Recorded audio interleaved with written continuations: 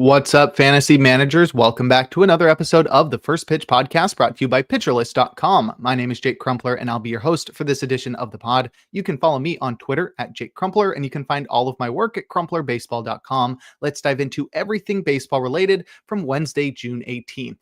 We'll start it off, as always, with the transactions, injuries, news, and notes from around the league, and we'll walk away from Wednesday without any notable IL placements. We'll move right into our transactions, starting with starting pitcher Justin Verlander, who was activated from the 15-day IL to start versus the Guardians. He had been returning from a pectoral strain that kept him out for a few weeks. Verlander tossed 4 2/3 innings, allowing 7 hits and 3 earned runs while walking 1 and striking out 6, inducing 12 whiffs with 30% CSW across 83 pitches.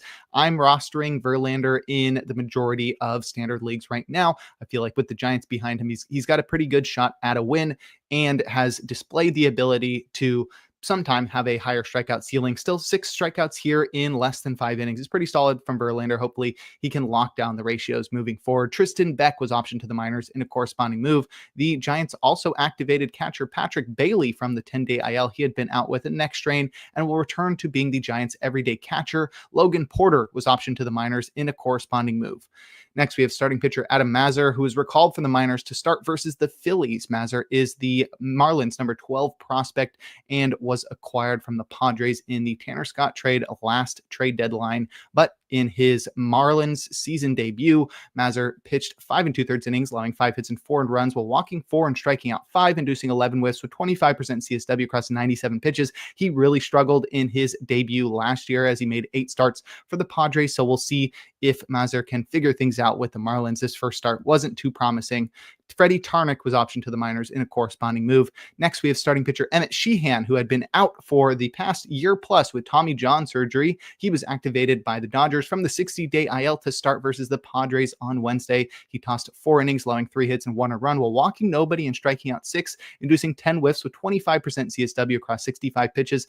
Pretty solid return to the majors for Emmett Sheehan here. He'll have a great shot at a win once he can eclipse 5 frames. Matt Sauer was optioned to the minors in a corresponding move. And lastly, starting pitcher Trevor Rogers was recalled from the minors to start in Tampa Bay on Wednesday for the Orioles. Rogers tossed just 2 1/3 innings, allowing 5 hits and 3 earned runs while walking 3 and striking out 4. He induced 10 whiffs with 28% CSW across 71 pitches.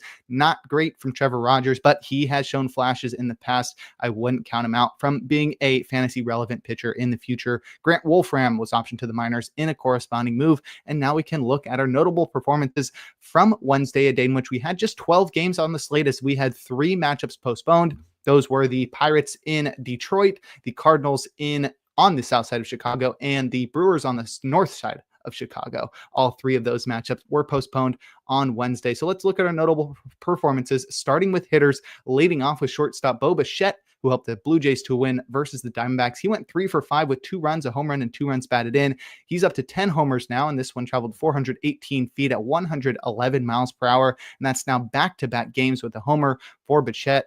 And the early concerns about his struggles to hit for power have clearly subsided after going homerless for his first 32 games to the tune of a 90 WRC+. Bichette has now gone deep 10 times in his last 41 games, producing a WRC+ 25% better than league average. Bichette has had this power surge while maintaining improved contact skills and better batted ball metrics, as he's sporting a career high 82% contact rate thanks to a career low 16% strikeout rate, or maybe it's the other way around. Yet he has returned his barrel rate and hard hit rate to the pre-2024 levels and has recorded the best expected WOBA of his career. The timing couldn't be better for Bichette, who's coming off a career worst offensive season and is set to hit free agency at year's end. Next, we have third baseman Maikel Garcia, who helped the Royals to win in Texas, going 3 for 4 with 2 runs, a triple, a home run, and 4 RBIs. He's up to 8 homers now. This one traveled 407 feet at 103 miles per hour. I was just a year too early on the Garcia breakout. Everyone knew it was just a matter of time before he fixed his launch angle and had that Vladimir Guerrero Jr. or Yandy Diaz style breakout.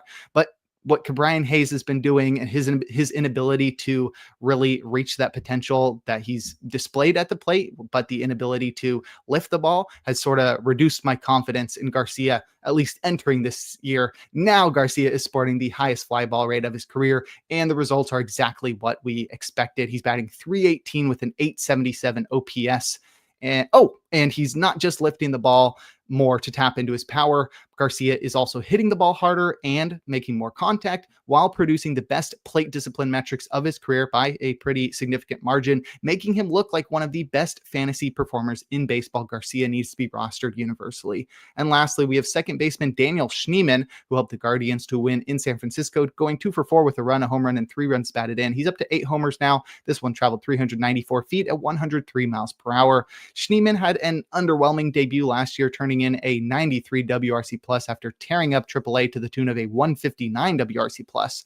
Last year's struggles haven't prevented Schneemann from improving in 2025 and earning a platoon role in the process. The most notable alterations this year for Schneemann are an 8% decrease in his strikeout rate down to 24% and a near 7% increase in his barrel rate up to 12%, leading to the intended results: more contact and more power. Schneemann should not be overlooked in deeper leagues as he's got pretty decent power and is playing pretty regularly for the Guardians. But if you'd like a breakdown of other notable hitting performances from Wednesday, check out the daily Batters Box article over on PitcherList.com.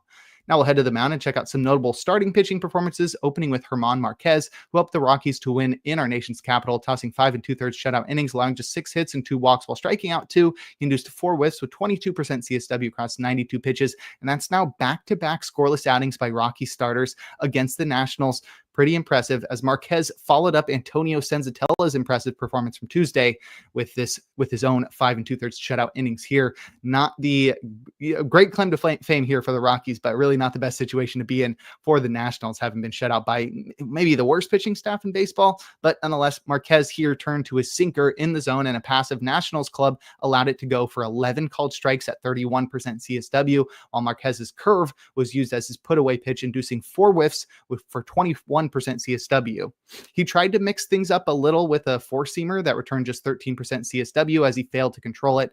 And Marquez really has had his moments throughout his career, but I'll call them moments because he's really been inconsistent. Can't blame him completely because not only does he call Coors Field home, but the coaching staff surrounding him is employed by the Rockies, so it can't be that great. And with all that being said, there's no way we're starting German Marquez versus the Dodgers next. Next, we have Eric Lauer, who helped the Blue Jays to win versus the Diamondbacks, going 5 innings, allowing 4 hits and 1 run while walking 1 and striking out 8. He induced 12 whiffs with 36% CSW across 75 pitches, and that earned him the King Cole as his 36% CSW led baseball on Wednesday. Lauer had yet to complete 5 frames this year as the Blue Jays have limited him in his starts and deployed him out of the bullpen often, but he proved on Wednesday that he deserves a rotation spot as he attempts to reclaim the magic he had in 2021 and 2022. With an extra inch of vert on his four-seamer, it dominated to the tune of 6 whiffs and 34% CSW, while Lauer's cutter found similar success in the zone with 4 whiffs and 32% CSW. The real standout offering were his 8 curveballs, all but one of which returned a called strike or a whiff for 88% CSW, as the Diamondbacks didn't know what to do with it in the zone. It's a little bit of Cannibal McSanchez here for Lauer with high cutters and four-seamers paired with low breakers, and if he can maintain this command, I'm okay starting Lauer in Cleveland next.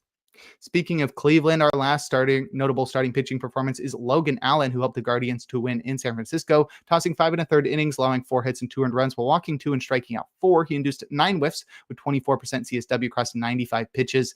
Allen has gotten worse since he debuted. He was honestly somewhat impressive in his freshman campaign, but ever since it's not been too great. And at this point in his career, he's doing his best to be a Toby at his peak. We saw that on Wednesday as he produced decent ratios with few strikeouts. Allen found success with his heater, returning 4 whiffs and 31% CSW, but it failed to receive the support from his secondaries as his sweeper and changeup combined for just 14% CSW. This was heavily reliant on luck on balls in play, and I wouldn't be turning to Allen against any but the worst of offenses, and that isn't the Blue Jays up next. But if you'd like a breakdown of every single if you'd like a breakdown of every single start from Wednesday, give the Plus Pitch podcast a listen and check out Nick's daily SP roundup over on PitcherList.com.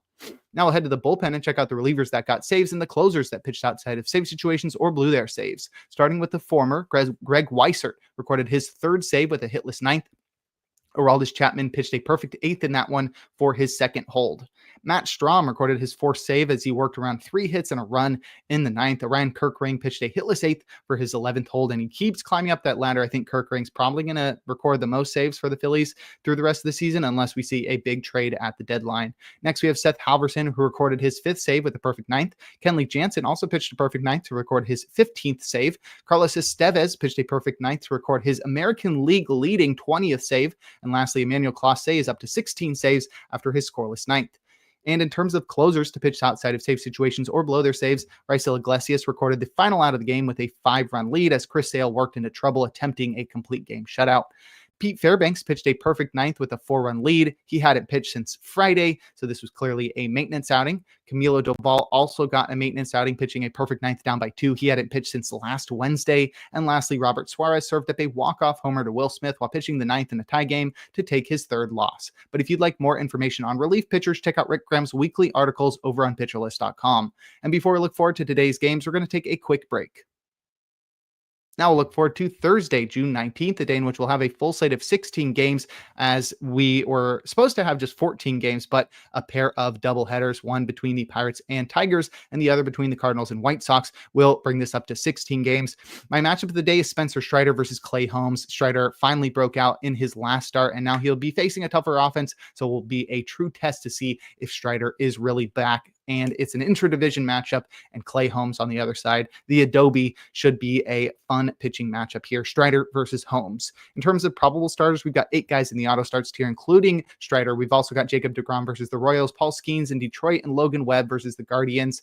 And in our probably starts tier, that's where we'll find our streamer of the day in Cade Horton versus the Brewers. Horton has been pretty solid to start his major league career, and the Brewers offense is not scary enough to prevent us from trying to take advantage of Horton's start here. I'd also keep an eye out for Tyler Anderson in New York. The Yankees have been awful recently, just can't hit against anybody, and Anderson is the type of guy who can go in and destroy a lineup full of right-handed batters when he has the feel for his changeup.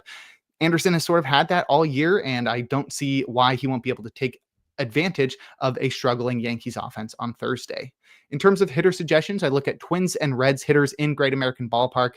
Great hitters park there, and we'll see Chris Paddock versus Nick Martinez as the pitching matchup. I'd also look at Rockies and Nationals hitters in Nationals Park, but that's because the pitching matchup is not great. Chase Dollander and his 6.57 ERA taking on Trevor Williams and his 5.71 ERA. I'd also look at Pirates and Tigers hitters in their doubleheader at Comerica Park. The pitching matchups will be Andrew Heaney versus Tarek Skubal, and game 2 will be Paul Skeens versus a yet-to-be-determined Tigers pitcher. I'd also take a look at Cardinals and White Sox hitters in their doubleheader at Wright Field. The pitching matchups will be Eric Fetty versus Sean Burke and Michael McGreevy versus Mike Vassell. I'd also look at Orioles and Rays hitters in George Steinbrenner Field, another offensive-friendly park. We'll see Charlie Morton square off against Drew Rasmussen, and lastly, Astros hitters and Athletics hitters in Sutter Health Park, another offensive-friendly ballpark. Colton Gordon will take on Jacob Lopez, a couple of young pitchers there. It should be a pretty high-scoring affair. And now we'll close things out with our relievers to watch. Emmanuel Clase has pitched on back-to-back days, but so has Cade Smith, so expect Hunter Gaddis to get a save for the Guardians on Thursday. Kenley Jansen has pitched in 3 of the past 4 games, so if he's off on Thursday, Reed Detmers should get a save. Raisel Iglesias has pitched on back-to-back days, so don't be surprised if Dylan Lee or Pierce Johnson get a save opportunity on Thursday for the Braves. And lastly, Tanner Scott has pitched in 3 of the past 4 days, so maybe one of Kirby Yates or Alex Vesia gets a shot for the Dodgers on Thursday. But that'll do it for today's episode of the First Pitch Podcast. Make sure to head on over to PitcherList.com to check out all of the great articles and features we have on the site. Sign up for PL Plus or PL Pro to gain access to the Discord and to support the PitcherList staff. You can follow me on Twitter at Jake Crumpler. Tune in live on YouTube tomorrow and every day for a new installment of the podcast. Trevor Hooth will be with you tomorrow and throughout the weekend. And make sure to enjoy the day as we are blessed with another day of baseball.